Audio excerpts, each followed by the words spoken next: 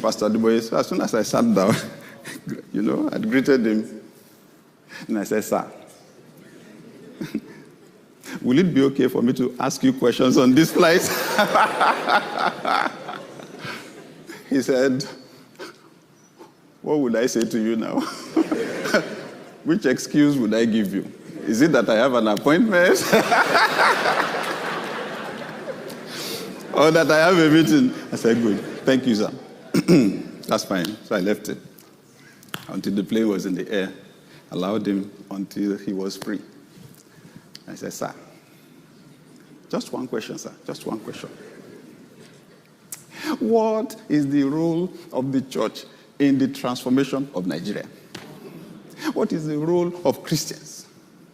He said, let us just pray that God will give us more righteous people. I thought that was a vague answer, spiritual. But he explained it. He said, let me ask you a question. If you had a group of armed robbers and they had the opportunity to elect their leader, would they elect a policeman? What?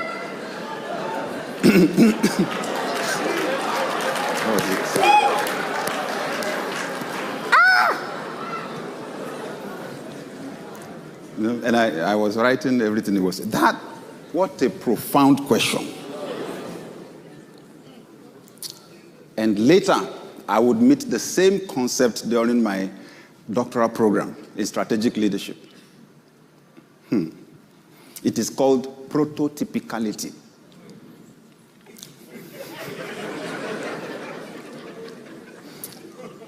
When a group has the opportunity of choosing its leader, it will choose the person that best approximates the ideal member of that group.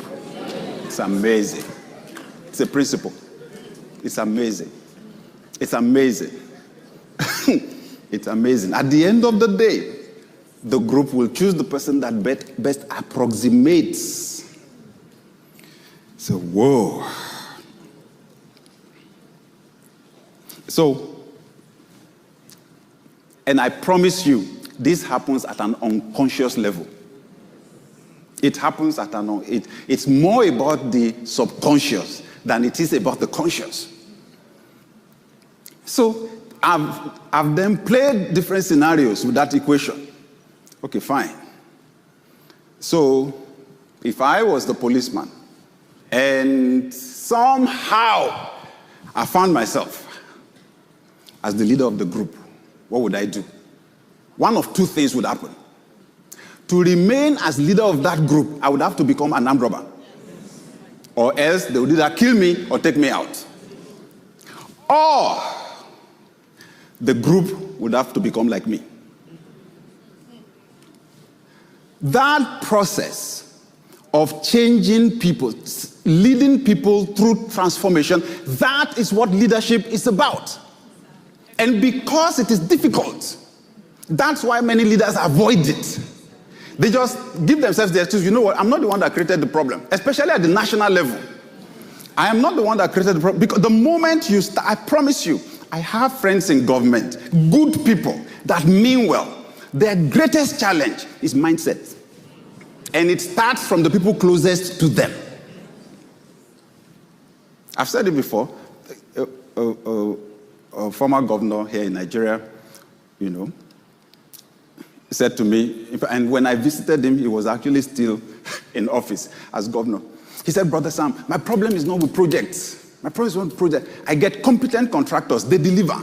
Okay? I insist, and they deliver my project. He said, my biggest problem is people's mindset. Can you imagine? I heard that the people in my cabinet were somewhere discussing, and that they were telling themselves, they were joking, and they said, Governor, come and solve vision. The governor will just be saying vision. Is it vision we want to eat? Their interest was on the money. He said, these are people in my cabinet, the executive council of the state.